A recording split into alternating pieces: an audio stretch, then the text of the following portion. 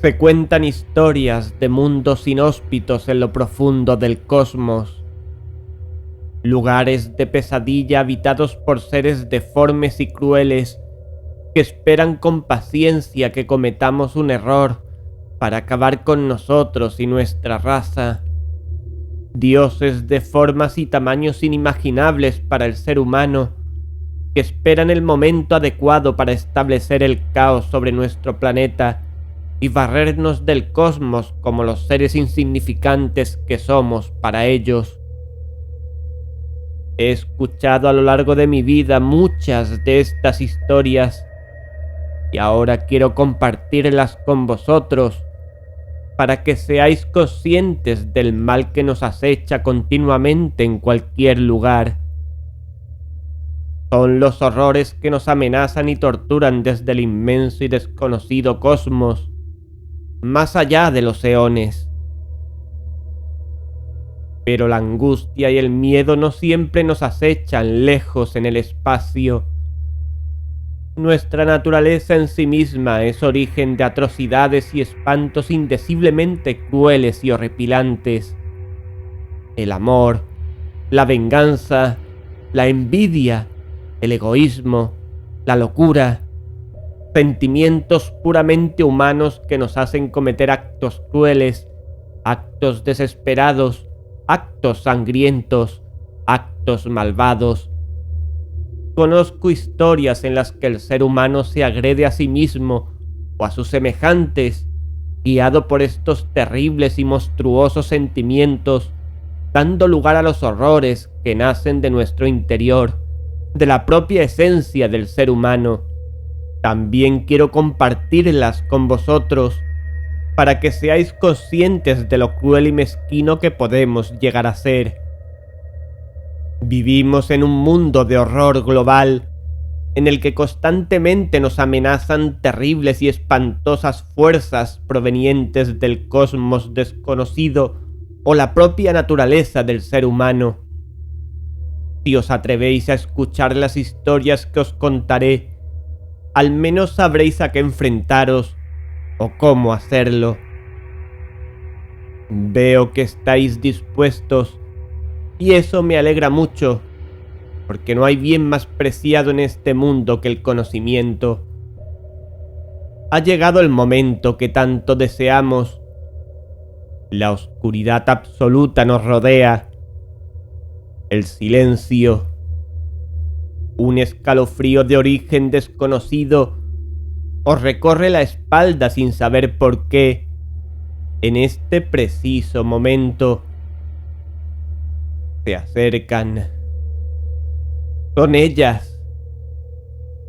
¡Rápido! Coged la caja de cerillas que tenéis a vuestro lado. ¡Encendedla! ¿Las veis? ¿Las sentís? Sí. Son las historias que viviremos juntos, a la luz de una vela.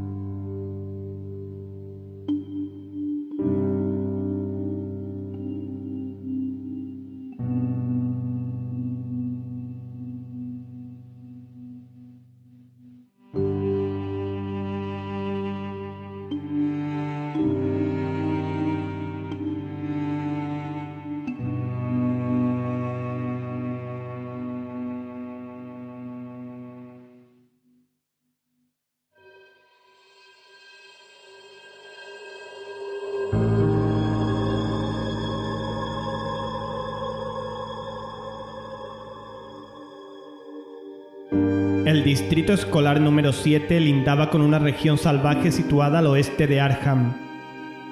Se alzaba en el centro de una pequeña alameda de robles, algunos olmos y uno o dos arces. La carretera conducía por un lado a Arkham y por el otro se perdía en los oscuros bosques de Poniente. Cuando tomé posesión de mi nuevo cargo de maestro, a primeros de septiembre de 1920, el edificio de la escuela me pareció realmente encantador, a pesar de que no pertenecía a ningún orden arquitectónico y de que era exactamente igual a miles de otras escuelas de Nueva Inglaterra. Amasacotada, tradicional, pintada de blanco, resplandeciente en medio de los árboles que la rodeaban.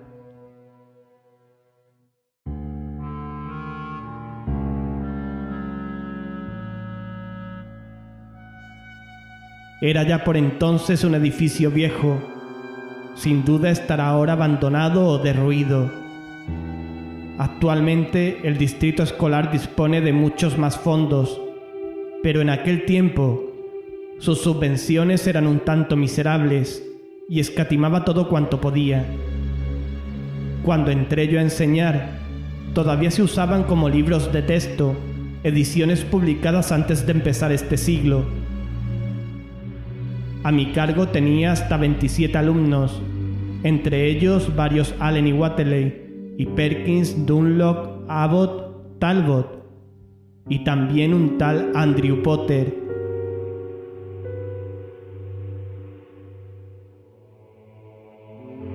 No puedo recordar ahora por qué exactamente me llamó la atención Andrew Potter.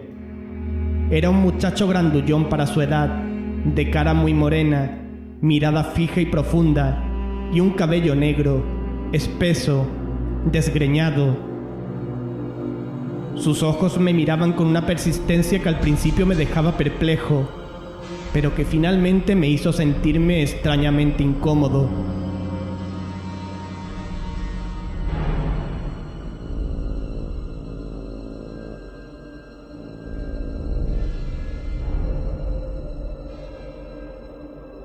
Estaba en quinto grado, y no tardé mucho en descubrir que podría pasar al séptimo o al octavo con gran facilidad, pero que no hacía ningún esfuerzo por conseguirlo.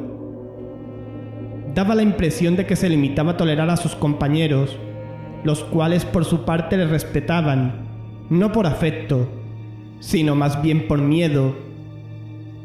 Muy pronto comencé a darme cuenta de que este extraño muchacho me trataba con la misma divertida tolerancia que a sus condiscípulos.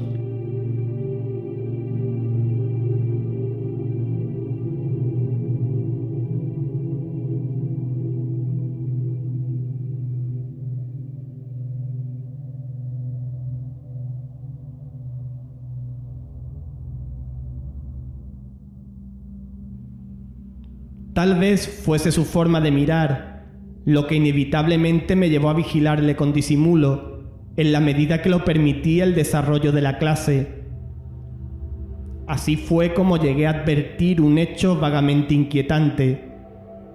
De cuando en cuando Andrew Potter respondía a un estímulo que mis sentidos no llegaban a captar, y reaccionaba exactamente como si alguien lo llamara. Se despabilaba entonces, se ponía alerta, y adoptaba la misma actitud que los animales cuando oyen ruidos imperceptibles para el oído humano.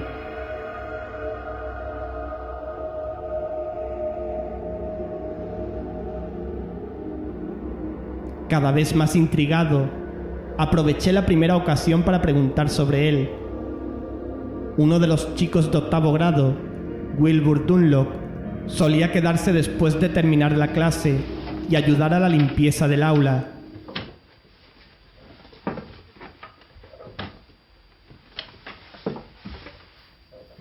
Wilbur, observo que ninguno de vosotros le hacéis caso a Andrew Potter. ¿Por qué? Me miró con cierta desconfianza y reflexionó antes de encoger los hombros para contestar. No es como nosotros. ¿En qué sentido? No le importa si le dejamos jugar con nosotros o no. Además no quiere.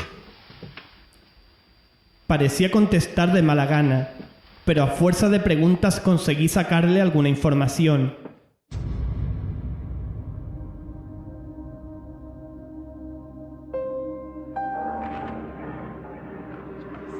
Los Potter vivían hacia el interior, en las colinas boscosas de Poniente, cerca de una desviación casi abandonada de la carretera que atraviesa aquella zona selvática. Su granja estaba situada en un valle pequeño, conocido en la localidad como la Olla de las Brujas, y que Wilbur describió como un sitio malo. La familia constaba de 4 miembros: Andrew, una hermana mayor que él y los padres. No se mezclaban con la demás gente del distrito, ni siquiera con los Dunlop, que eran sus vecinos más cercanos y vivían a 1 kilómetro de la escuela y a unos 7 de la Olla de las Brujas. Ambas granjas estaban separadas por el bosque. No pudo o no quiso decirme más.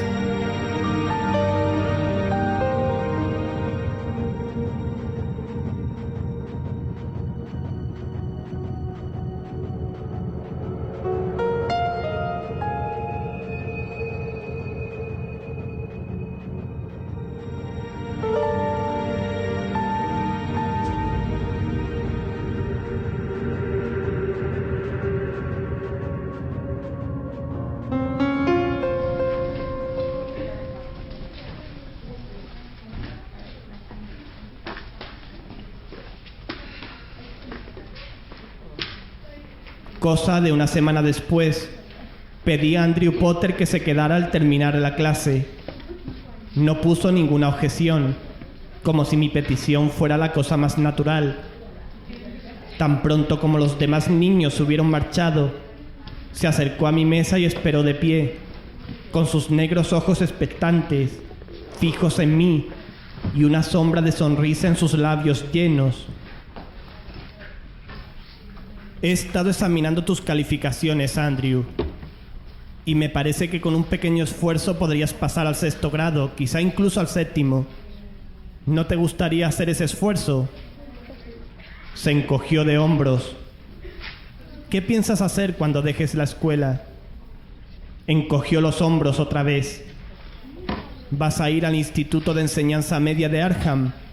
Me examinó con unos ojos que parecían haber adquirido súbitamente una agudeza penetrante.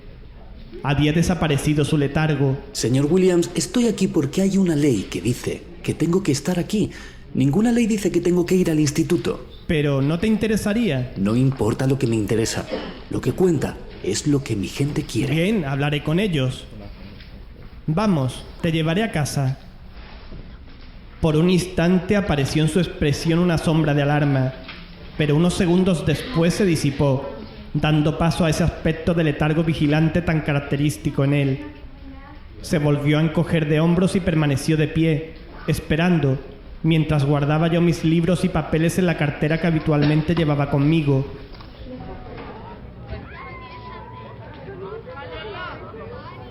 Luego caminó dócilmente a mi lado hasta el coche y subió, mirándome con una sonrisa de inequívoca superioridad.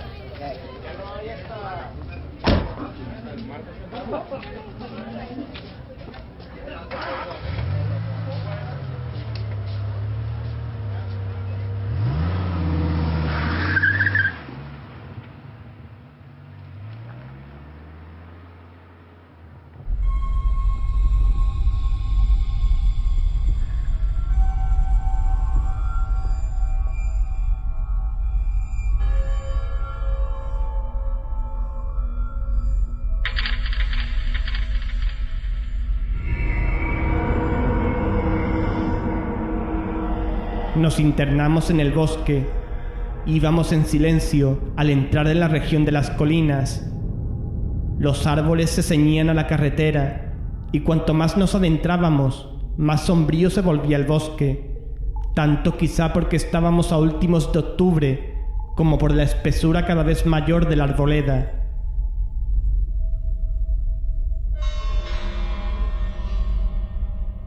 De unos claros relativamente extensos, nos sumergimos en un bosque antiguo, y cuando finalmente nos desviamos por un camino vecinal, poco más que una vereda, que me señaló Andrew en silencio, comenzamos a rodar por entre árboles viejísimos, extrañamente deformados.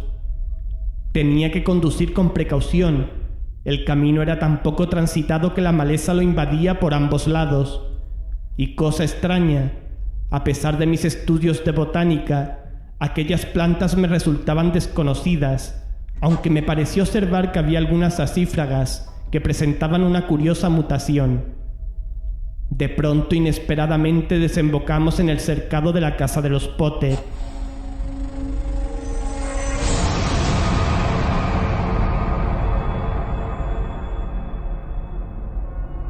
El sol se había ocultado tras la muralla de árboles y la casa estaba sumida en una luz de crepúsculo. Más allá, valle arriba, se extendían unos pocos campos de labor.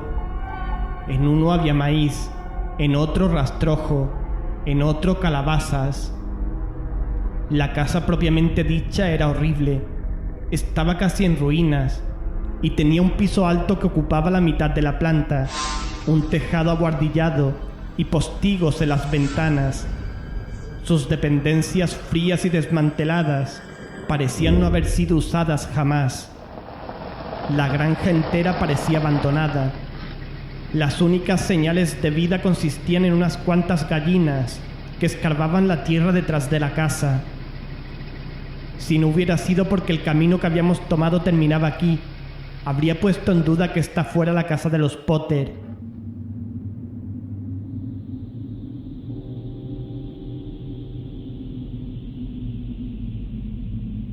Andrew me lanzó una mirada como tratando de adivinar mis pensamientos. Luego saltó con ligereza del coche, dejándome que le siguiera.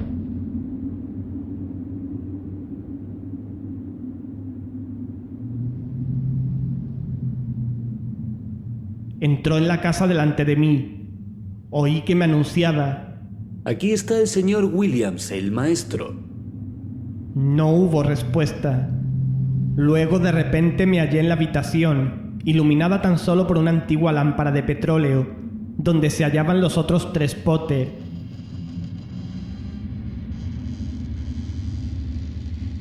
El padre era un hombre alto, de hombros caídos y pelo gris, que no tendría más de 50 años, pero con aspecto de ser muchísimo más viejo, no tanto física como psíquicamente. La madre estaba indecentemente gorda, y la chica, alta y delgada, tenía el mismo aire avisado y expectante que había observado en Andrew. Andrew hizo brevemente las presentaciones, y los 4 permanecieron a la espera de que yo dijese lo que tuviera que decir. Me dio la impresión de que su actitud era un tanto incómoda, como si desearan que terminase pronto y me fuera. Quería hablarles sobre Andrew. Veo grandes aptitudes en él, y podría avanzar un grado o 2 si estudiara un poquito más. Mis palabras no obtuvieron respuesta alguna. Estoy convencido de que tiene suficientes conocimientos y bastante capacidad para estar en 8º grado. Si estuviera en 8º grado, tendría que ir al instituto al terminar la escuela, por cosa de la edad. Es la ley. Me lo han dicho. Me vino a la memoria lo que Wilbur Dunlop me había dicho del aislamiento de los Potter, y mientras escuchaba las razones del viejo, me di cuenta de que toda la familia se hallaba tensa y que su actitud había variado imperceptiblemente. En el momento en el que el padre dejó de hablar, se restableció una uniformidad singular. Era como si los 4 estuvieran escuchando una voz interior. Dudo que se enteraran siquiera de mis palabras de protesta. No pueden esperar que un muchacho inteligente como Andrew se recluya en un lugar como este. Aquí estará bien. Además, es nuestro. Y ahora, no vaya hablando por ahí de nosotros, señor Williams. En su voz había una nota de amenaza que me dejó asombrado. Al mismo tiempo se me hacía cada vez más patente la atmósfera de hostilidad, que no provenía tanto de ellos, como de la casa y los campos que la rodeaban. Gracias. Ya me voy. Di media vuelta y salí. Andrew me siguió los pasos. Una vez fuera, dijo con suavidad. No debe usted hablar de nosotros, señor Williams. Papá se pone como loco cuando descubre que hablan de él. Usted le preguntó a Wilbur Dunlop. Me quedé de una pieza. Con un pie en el estribo del coche me volví y le pregunté. ¿Te lo ha dicho él? Movió la cabeza negativamente. Fue usted, señor Williams, dijo al tiempo que retrocedía. y antes de que pudiera yo abrir la boca otra vez, se había metido en la casa como una flecha.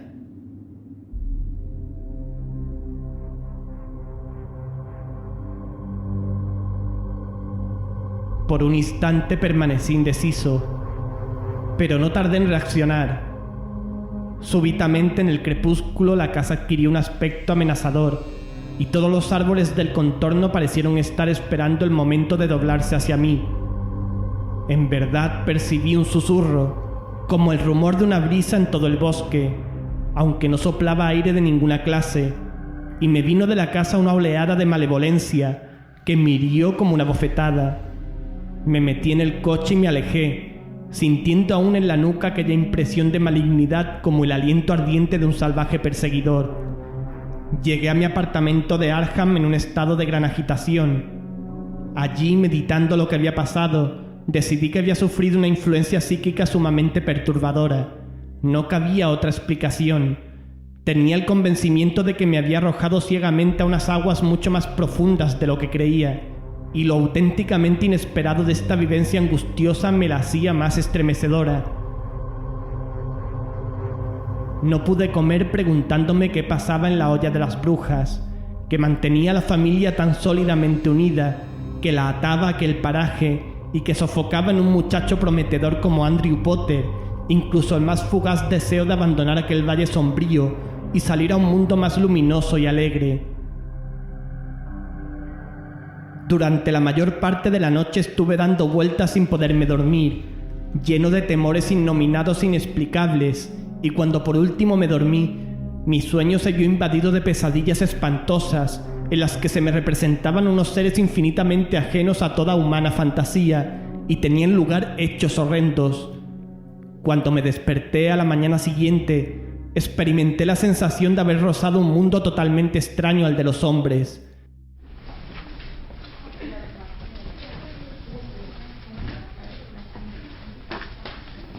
Llegué a la escuela por la mañana temprano, pero Wilbur Dunlop estaba ya allí. Sus ojos me miraron con triste reproche. No comprendí lo que había sucedido para provocar esa actitud en un alumno normalmente tan servicial. No debía haberle dicho a Andrew Potter que habíamos hablado de él, dijo con resignación. No lo hice, Wilbur. Lo que sé es que yo no fui, de modo que tiene que haber sido usted. Esta noche han muerto 6 de nuestras vacas. Se les ha hundido encima el cobertizo donde estaban. De momento me quedé tan aturdido que no pude replicar. ¿Algún golpe de viento repentino? No ha hecho viento esta noche, señor Williams, y las vacas estaban aplastadas. No pensarás que los Potter tienen nada que ver con eso, Wilbur. Me lanzó una mirada de paciencia, como a veces mira quien sabe a quien debería saber pero no comprende, y no dijo nada.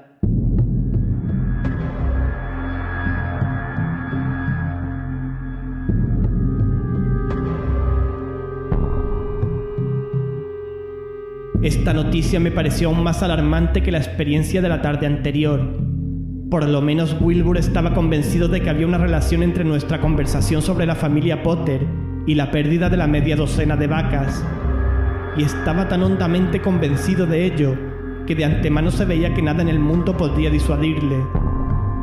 Cuando entró Andrew Potter, traté inútilmente de descubrir en él algún cambio desde la última vez que le vi. Mal que peor concluí aquella jornada de clase. Inmediatamente después de terminar me marché apresuradamente a Arkham y me dirigí a las oficinas de la Gazette, cuyo redactor jefe, como miembro del Consejo de Educación del distrito, se había portado muy amablemente conmigo, ayudándome a encontrar alojamiento. Era un hombre de casi 70 años y tal vez podría ayudarme en mis indagaciones. Mi cara debía reflejar el estado de agitación que sentía, porque nada más entrar, levantó las cejas y dijo: ¿Qué le pasa, señor Williams?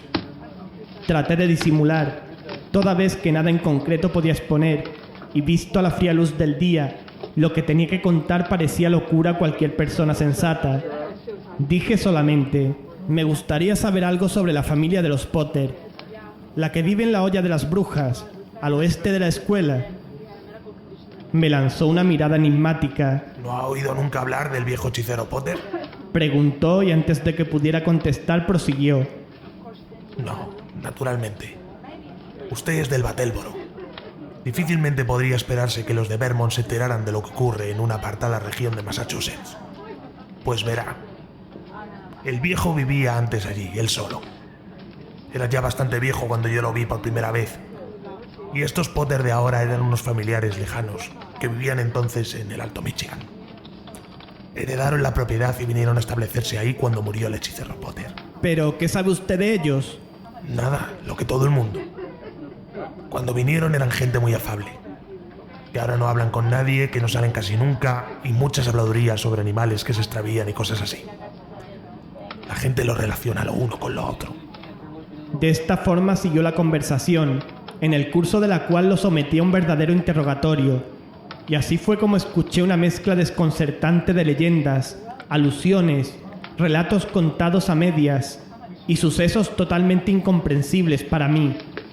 Lo que parecía indiscutible era que había un lejano parentesco entre el hechicero Potter y un tal brujo Wateley, que vivió cerca de Dunwich, un tipo de mala calaña, según mi amigo el redactor jefe. También parecía indudable que el viejo hechicero Potter había llevado una vida solitaria, que había alcanzado una edad avanzadísima y que la gente solía evitar el paso por la olla de las brujas. Lo que parecía pura fantasía eran las supersticiones relacionadas con esa familia.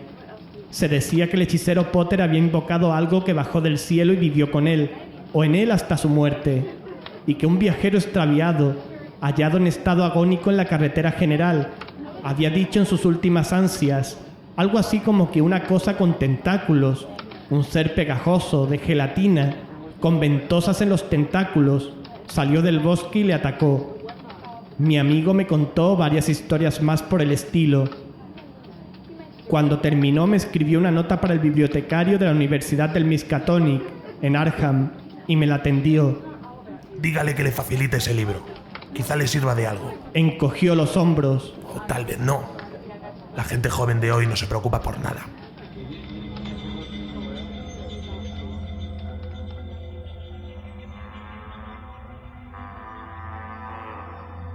Sin pararme a cenar, proseguí mis investigaciones sobre un tema que, según presentía, me iba a ser de utilidad si quería ayudar a Andrew Potter a encontrar una vida mejor, pues era esto, más que el deseo de satisfacer mi curiosidad, lo que me impulsaba.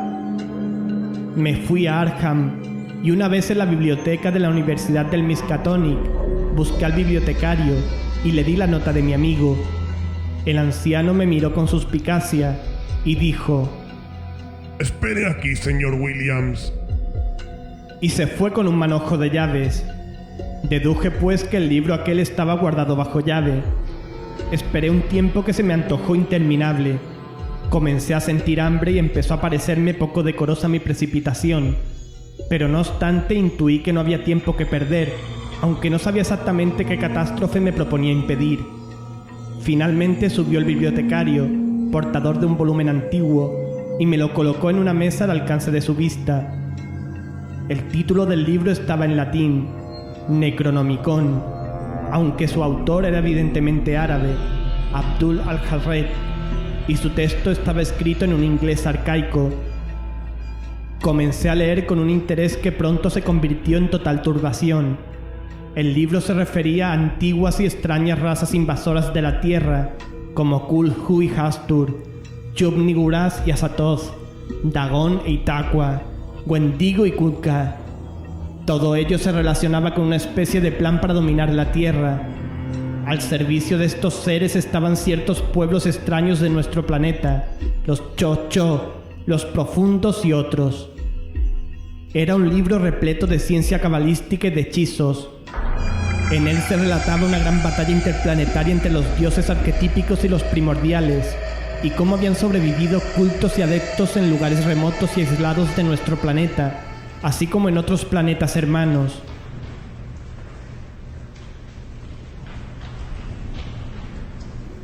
No comprendí la relación que podía haber entre ese galimatías y el problema que a mí me preocupaba, la extraña e introvertida familia Potter, con su deseo de soledad y su forma antisocial de vivir. No sé cuánto tiempo estuve leyendo. Me interrumpí al darme cuenta de que no lejos de mi mesa había un desconocido que no me quitaba ojos sino para ponerlo en el libro que yo leía.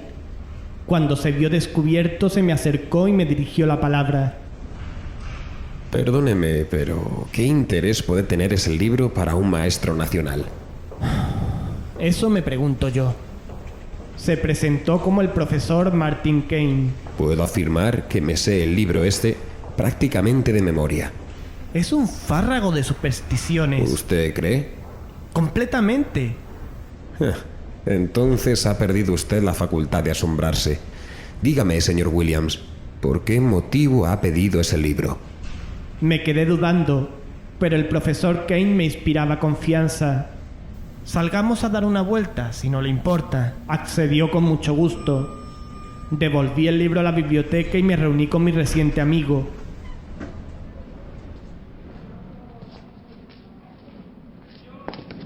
Poco a poco y lo mejor que pude le hablé de lo que pasaba con Andrew Potter, de la casa de la olla de las brujas, de mi extraña experiencia psíquica e incluso del curioso incidente de las vacas de los Dunlop.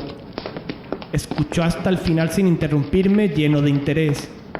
Por último le expliqué que si investigaba acerca de la olla de las brujas, era únicamente por ayudar a mi alumno.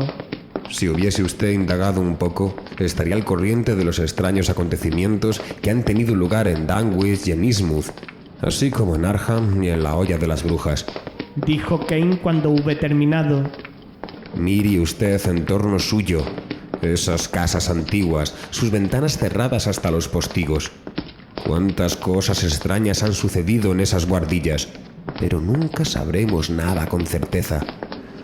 En fin, dejemos a un lado los problemas de fe. No se necesita ver la encarnación del mal para creer en él. ¿No le parece, señor Williams? Me gustaría prestar un pequeño servicio a ese muchacho, si usted me lo permite. Naturalmente. Puede resultar peligroso, tanto para usted como para él. Por mí no me importa. Pero le aseguro que para el muchacho nada puede ser más peligroso que su situación actual. Ni siquiera la muerte. Habla usted enigmáticamente, profesor. Es mejor así, señor Williams. Pero entremos. Esta es mi casa. Pase, por favor.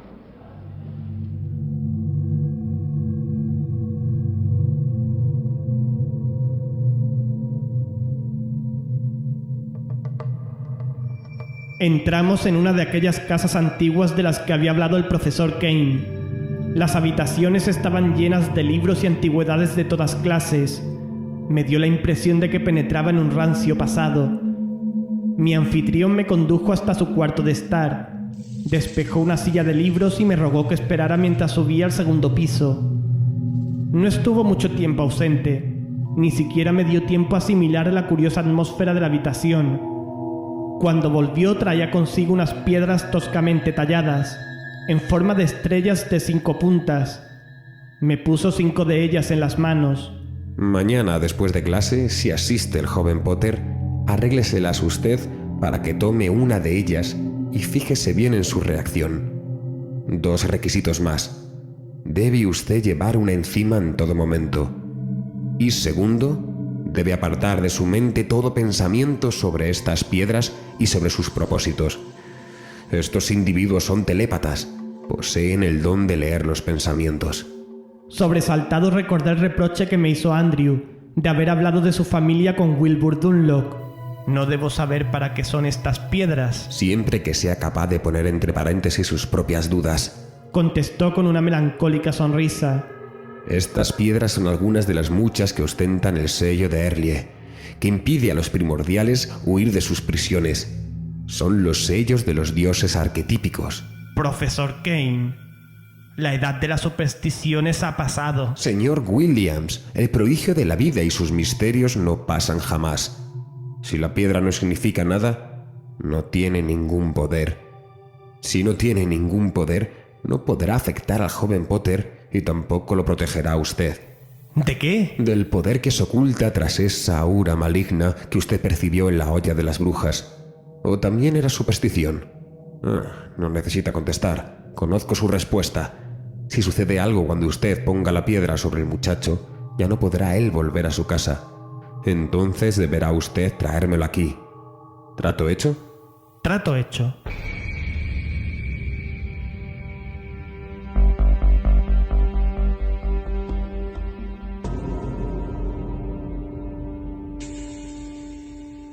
El día siguiente fue interminable, no solo por la inminencia del momento crítico, sino porque me resultaba extremadamente difícil mantener la mente en blanco ante la mirada inquisitiva de Andrew Potter. Además, sentía más que nunca el aura de malignidad latente, como una amenaza tangible que emanaba de la región salvaje, oculta en una hoya, entre sombrías colinas. Pero aunque lentas pasaron las horas, y justo antes de terminar rogué a Andrew Potter que esperara que los demás se hubieran ido. Y nuevamente accedió con ese aire condescendiente, casi insolente, que me hizo dudar si valía la pena salvarle como tenía decidido en lo más hondo de mí mismo. Pero no abandoné mis propósitos. Había ocultado la piedra en mi coche, y una vez que todos hubieron marchado, le dije que saliera conmigo. En ese momento sentí que me estaba comportando de un modo ridículo y absurdo. Yo, un maestro graduado, a punto de llevar a cabo una especie de exorcismo de brujo africano, y por unos instantes durante los breves segundos que tardé en recorrer la distancia de la escuela al automóvil, flaqueé y estuve a punto de invitarle simplemente a llevarle a su casa.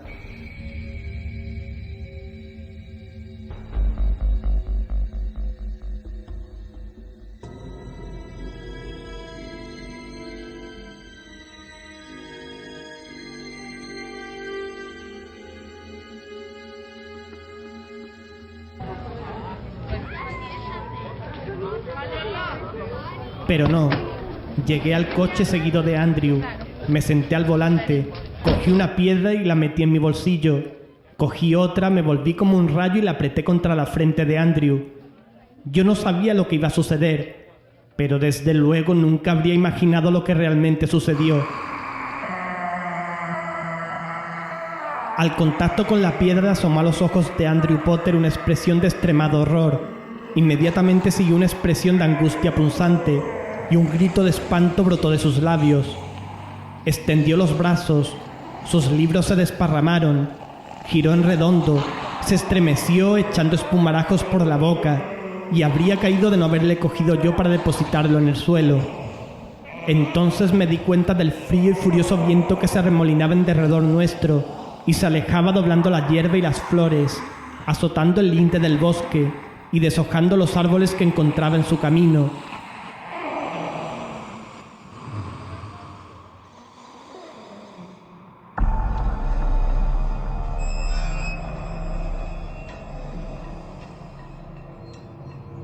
Aterrorizado coloqué a Andrew Potter en el coche, le puse la piedra sobre el pecho y pisando el acelerador a fondo, enfilé hacia Arkham, situada a más de 12 kilómetros de distancia. El profesor Kane me estaba esperando. Mi llegada no le sorprendió. También había previsto que le llevaría a Andrew Potter, ya que había preparado una cama para él. Entre los dos lo acomodamos allí. Después Kane le administró un calmante. Entonces se dirigió a mí. Bien, ahora no hay tiempo que perder. Irán a buscarle. Seguramente irá la muchacha primero. Debemos volver a la escuela inmediatamente. Pero entonces comprendí todo el horrible significado de lo que le había sucedido a Andrew y me eché a temblar de tal manera que Kane tuvo que sacarme a la calle casi a rastras. Aún ahora, al recordarlo, después de transcurrido tanto tiempo desde los terribles acontecimientos de aquella noche, siento de nuevo el horror que se apoderó de mí al enfrentarme por vez primera con lo desconocido, consciente de mi pequeñez e impotencia frente a la inmensidad cósmica. En ese momento comprendí que lo que había leído en aquel libro prohibido de la biblioteca universitaria no era un fárrago de supersticiones, sino la clave de unos misterios insospechados para la ciencia y muchísimo más antiguos que el género humano. No me atreví a imaginar lo que el viejo hechicero Potter había hecho bajar del firmamento. A duras penas oía las palabras del profesor Kane, que me instaba a reprimir toda reacción emocional y a enfocar los hechos de un modo más científico y objetivo.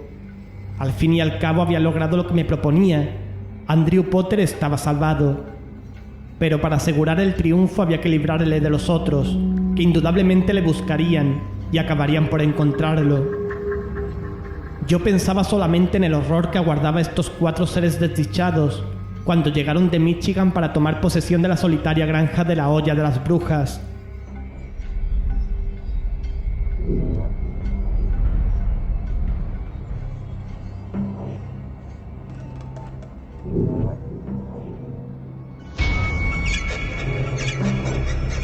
Iba ciego al volante, camino de la escuela.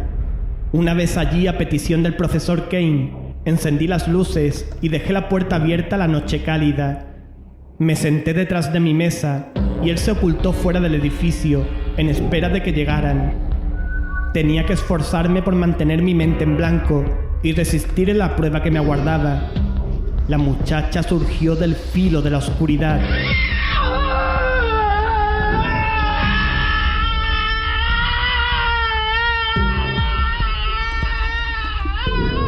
Después de sufrir la misma suerte de su hermano y haber sido depositada junto al escritorio, con la estrella de piedra sobre el pecho, apareció el padre en el umbral de la puerta. Ahora estaba todo a oscuras. Llevaba una escopeta. No tuvo necesidad de preguntar lo que pasaba. Lo sabía. Se plantó allí delante, mudo, señalando a su hija y la piedra que tenía sobre el pecho, y levantó la escopeta. Su gesto era elocuente. Si no le quitaba la piedra, dispararía.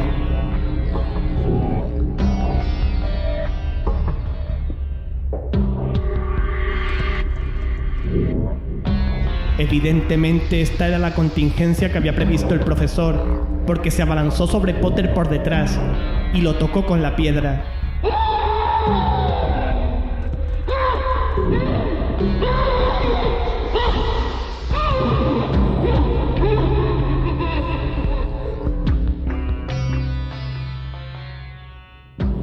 Después, durante 2 horas, esperamos en vano la llegada de la señora Potter. No vendrá. Es en ella donde se hospeda esa entidad. Hubiera jurado que eran su marido. Muy bien, no tenemos otra alternativa. Hay que ir a la olla de las brujas. Estos dos pueden quedarse aquí.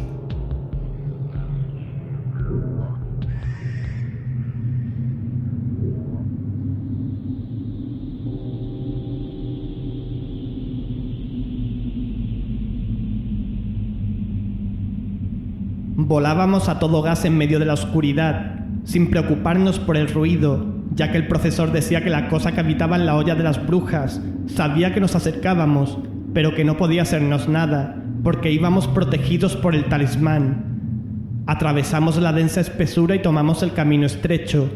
Cuando desembocamos en el cercado de los Potter, la maleza pareció extender sus tallos hacia nosotros, a la luz de los faros. La casa estaba a oscuras, aparte el pálido resplandor de la lámpara que iluminaba una habitación. El profesor Kane saltó del coche con su bolsa llena de estrellas de piedra y se puso a sellar la casa. Colocó una piedra en cada una de las 2 puertas y una en cada ventana. Por una de ellas vimos a la señora Potter sentada ante la mesa de la cocina, impasible, vigilante, enterada, sin disimulos ya, muy distinta de la mujer que había visto no hacía mucho en esta misma casa. Ahora parecía una enorme bestia acorralada.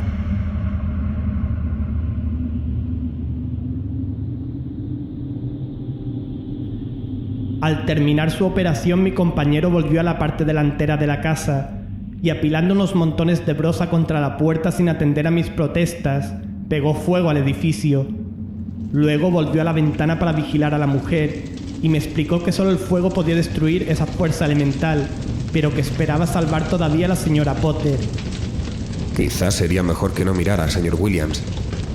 No le hice caso. Ojalá se lo hubiera hecho, y me habría evitado las pesadillas que perturban mi descanso hasta el día de hoy. Me asomé a la ventana por detrás de él y presencié lo que sucedía en el interior. El humo del fuego estaba empezando a penetrar en la casa. La señora Potter, o la monstruosa entidad que animaba su cuerpo obeso, dio un salto, corrió atemorizada a la puerta trasera, retrocedió a la ventana, se retiró y volvió al centro de la habitación, entre la mesa y la chimenea aún apagada. Allí cayó al suelo jadeando y retorciéndose.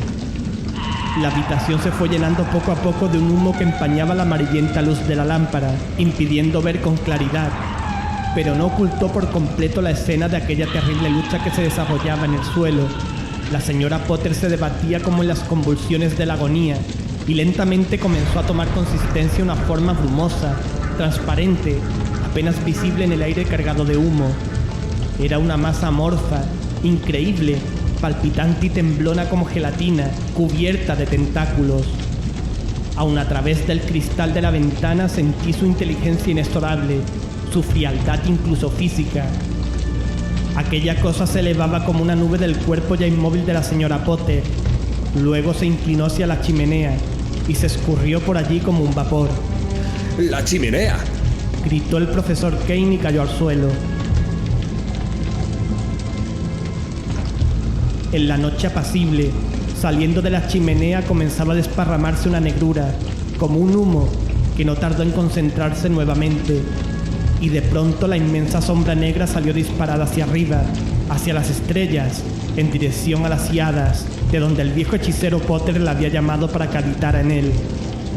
Así abandonó el lugar en donde aguardara la llegada de los otros Potter, para proporcionarse un nuevo cuerpo en que alojarse sobre la faz de la tierra. Nos la arreglamos para sacar a la señora Potter fuera de la casa.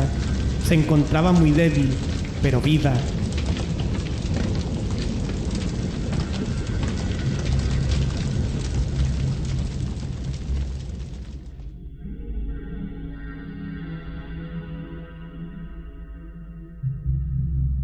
No hace falta detallar el resto de los acontecimientos de esa noche.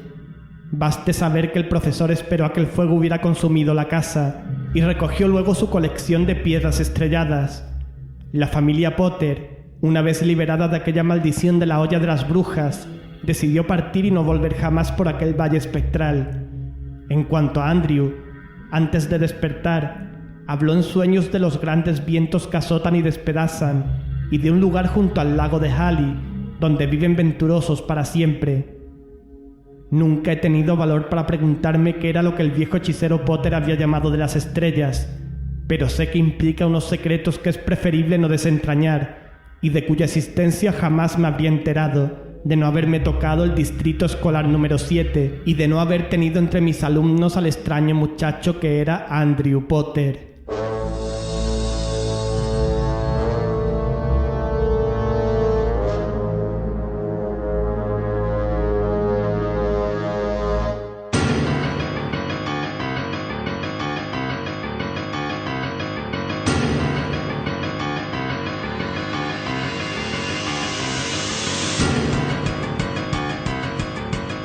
Esta noche han escuchado La olla de las brujas por August Derleth y Howard Phillips Lovecraft. Han intervenido en este relato Miguel Ángel Pulido como Wilbur Dunlop y profesor Patrick King, Raúl del Álamo como redactor jefe, Luis Álvarez como Andrew Potter, Rafa Casete como Padre Potter y Antonio Reverte Lucena como narrador y profesor.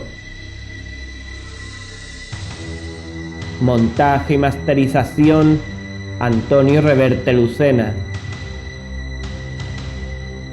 Esta ha sido una producción de Antonio Reverte Lucena para el programa A la luz de una vela. Antonio Reverte Lucena, 2014.